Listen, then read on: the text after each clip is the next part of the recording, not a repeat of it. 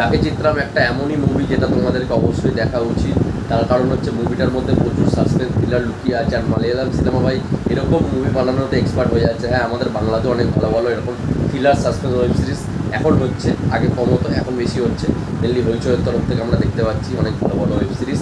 ঠিক আছে, তা যাই হোক না কেন, এই যে মুভিটা আছে ভাই মারাত্মক লেভেলের সাসপেন্স থ্রিলার আছে। যে মেয়েটার সাথে কী হলো, মেয়েটা কোথা থেকে এলো, একটা মেয়ের গল্প এখানে দেখানো হয়েছে, যেটা ইনভেস্টিগেশন করবে পুলিশ অফিসারটা এবং তার আসল রহস্যটা খুঁজে বের করবে। সে গেল কোথায়, মেয়েটা উধাও বা কী করে হয়ে গেল। একজন কত 40 বছর পর, আমার মনে পড়ছে না ঠিক, কারণ আমি এক সপ্তাহ আগে দেখেছিলাম ওইটা সানডেতে।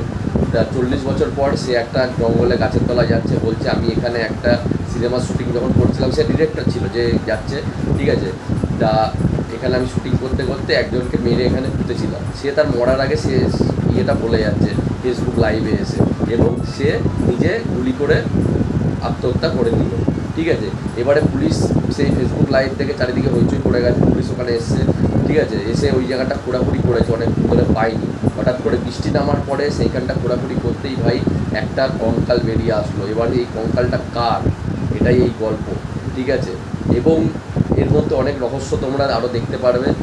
ওয়েব সিরিজটা অবশ্যই দেখো ভাই, মারাত্মক লেভেলের থ্রিলার সাসপেন্স লুকিয়ে আছে। কঙ্কালটা কার এটা বের হওয়ার পরে মানে গল্পের স্টোরি লাইনটা একটা অন্যদিকে যাবে, কিন্তু ক্লাইম্যাক্সের স্টোরি লাইন পুরোপুরিভাবে ঘুরে যাবে, যে এটা অন্য কিছু কী কারণে হয়েছিল তোমাদের দেখে মাথা ঘুরে যাবে। ভাই বলবো না, বললে মজা নষ্ট হয়ে যাবে। অবশ্যই দেখো রাখি চিত্রাম, তোমরা পেয়ে যাবে হিন্দি ভাষাতে।